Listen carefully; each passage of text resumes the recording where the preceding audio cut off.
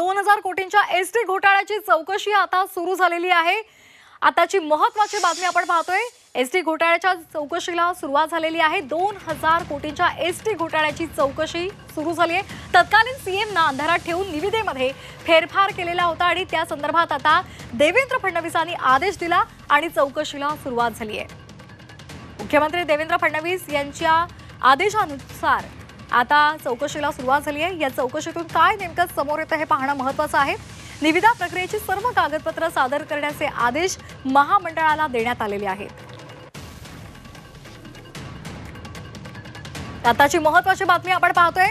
तत्कालीन मुख्यमंत्र्यांना अंधारात ठेवून निविदेमध्ये फेरफार केल्याचं उघड झालेलं आहे आणि त्यामुळे मुख्यमंत्री देवेंद्र फडणवीसांनी आता आदेश दिलेले आहेत आणि त्यानुसार आता चौकशी केली जाते।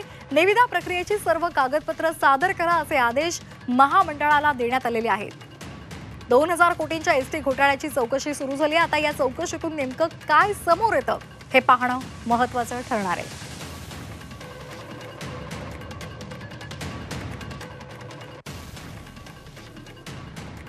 देवेंद्र फडणवीसांच्या आदेशानंतर या चौकशीला सुरुवात झाली आहे। निविदे प्रक्रियेमध्ये कागदपत्र सादर करण्याचे आदेश सुद्धा देण्यात आलेले आहेत।